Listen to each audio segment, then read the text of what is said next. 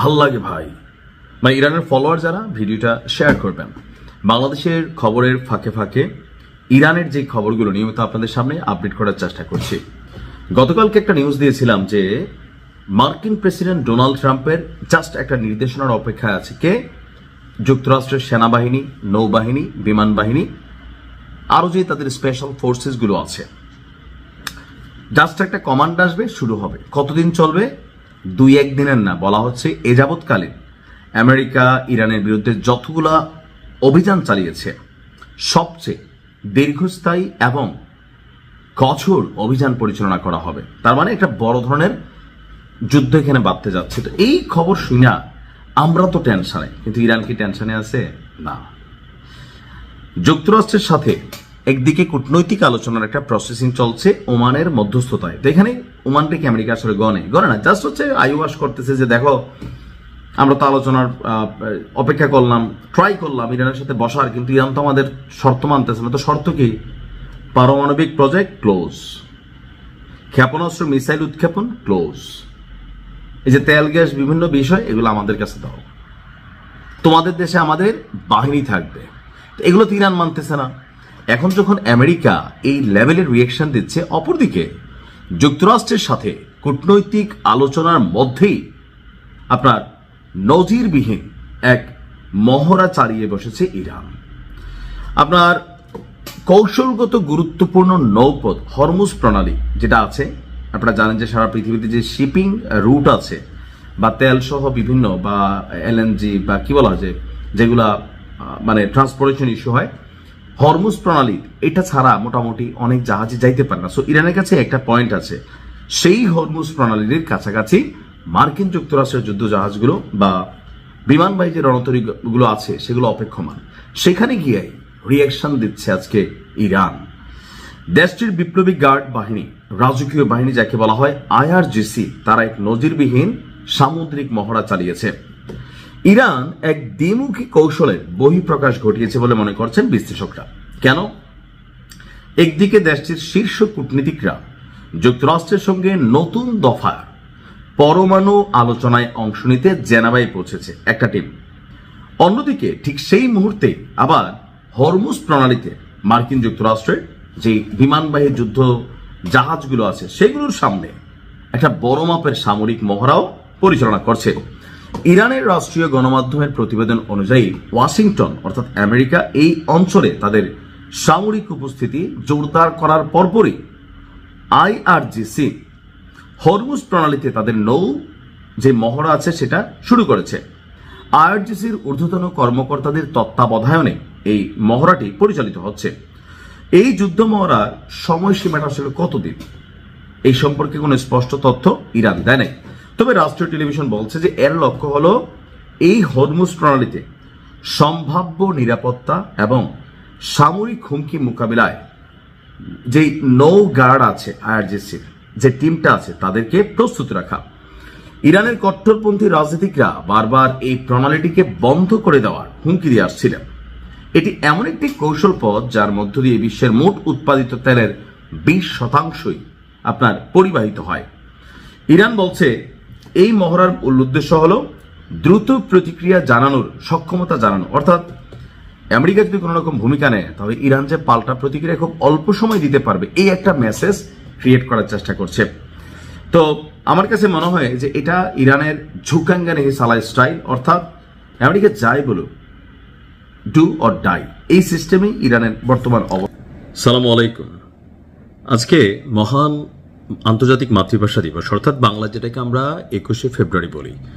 তো আজকের দিনে শহীদদের যে শ্রদ্ধা নিবেদন, সেখানে বেশ কিছু চমকপ্রদ ঘটনা ঘটেছে, আবার কিছু নিন্দনীয় কর্মকাণ্ড ঘটেছে। তো চমকপ্রদ ঘটনার মধ্যে জনাব তারেক রহমান, তিনি প্রথমবারের মতন আমরা দেখলাম যে ভাষা শহীদদের যে সমাধি আছে সেখানে তিনি পুষ্পস্তবক করেছেন, এবং একজন মুসলিম হিসাবে তিনার যেটা দায়িত্ব ছিল দোয়া করা, তো ফুল দেওয়ার পাশাপাশি তিনি দোয়াও করেছেন। আবার চমকপ্রদ ঘটনার আরেকটা পার্ট হচ্ছে, এতদিন যাবৎ বাংলাদেশ জামাত ইসলাম বা তাদের নেতাকর্মীরা কখনোই শহীদ মিনারে ফুল দিতে যায়নি, বাট এবার যখন গেলেন তখন সেখানে জামাত আমিরের সাথে বেশ কিছু ঘটনা ঘটেছে, বিশেষ করে সাংবাদিকদের মধ্যে।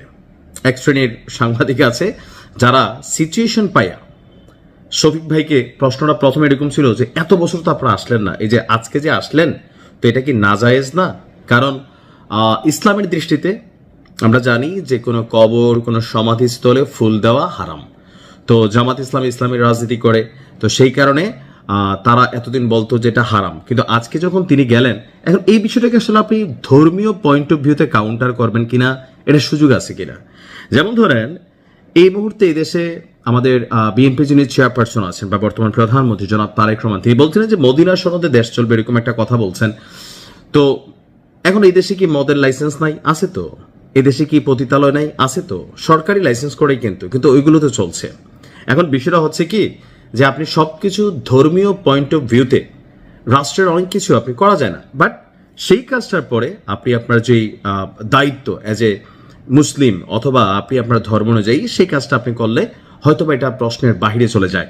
তো শফিক সাহেবকেই আজকে শহীদ মিনারে বেশ কিছু অপ্রীতিকর ঘটনার মুখোমুখি হতে হয়েছে। প্রথমত, তিনি যখন প্রথম প্রহরে কেন্দ্রীয় শহীদ মিনারে ভাষা শহীদদের প্রতি শ্রদ্ধা জানাতে আসলেন, তখন উত্তপ্ত পরিস্থিতির মুখে পড়েছিলেন তিনি। আপনার দিবাগত রাতে নেতাকর্মীদের নিয়ে পুষ্পস্তবক অর্পণ শেষে বের হয়ে তিনি যখন যাচ্ছিলেন, তখন তাকে লক্ষ্য করে ৭১-এর দালালেরা হুঁশিয়ার সাবধান স্লোগান দিতে শুরু করে সেখানে উপস্থিত একদল মানুষ। এই আকস্মিক স্লোগানে শহীদ মিনার এলাকায় চরম উত্তেজনা ছড়িয়ে পড়ে। তো পরিস্থিতি সামাল দিতে জামাত ইসলামের নেতাকর্মীরা তারাও পাল্টা স্লোগান দিতে শুরু করে। একটা মারমুখো উত্তপ্তকর পরিস্থিতি সেখানে তৈরি হয়ে যায়। প্রত্যক্ষদর্শীরা বলছেন যে শ্রদ্ধা নিবেদন শেষে যখন শফিক সাহেব তিনি মঞ্চের পেছন দিয়ে বেরিয়ে যাচ্ছিলেন, ঠিক তখনই একদল বিক্ষোভকারী তার পথ রোধ করার চেষ্টা করে এবং ৭১-এর ভূমিকার কথা তার মনে করিয়ে দেয় এবং তীব্র স্লোগান দিতে থাকে। এর প্রতিক্রিয়ায় জামাত এবং শিবিরের নেতাকর্মীরা তাৎক্ষণিকভাবে ভাষা সৈনিক গোলাম আজম লও লও লও সালাম স্লোগান দিয়ে পাল্টা প্রতিরোধ গড়ে তোলেন।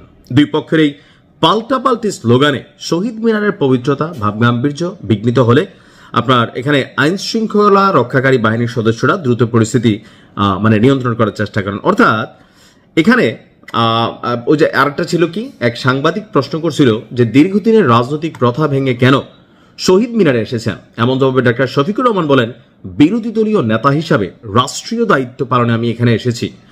আর জামাত ইসলাম এখনো ইসলামী শরীয়তে নাজায়েজ মনে করে কিনা এমন বিতর্কিত প্রশ্ন তিনি এড়িয়ে যান। দেখেন, এখন সাংবাদিকরা মাঝে মাঝে এমন প্রশ্ন করে, যিনি বক্তা থাকেন বা সামনে থাকেন, মাঝে মাঝে বিপদে পড়তে হয়।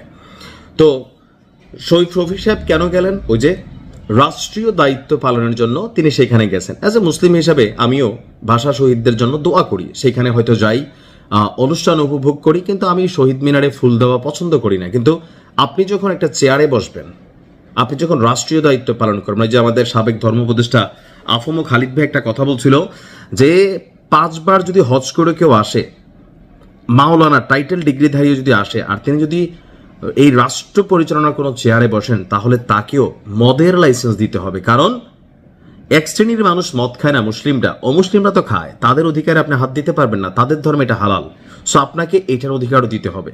তারপরে রাষ্ট্রীয় দায়িত্বগুলোতে এগুলো হয়। আর এই মুহূর্তে বাংলাদেশের রাজনীতি নির্বাচন পূর্ববর্তী যে পরিস্থিতিটা ছিল, ৭১ বনাম কি বলা হয় যে 24 বা রাজাকার বনাম মুক্তিযোদ্ধা, একটা ন্যারেটিভ কিন্তু নির্বাচনের আগে বড় আকার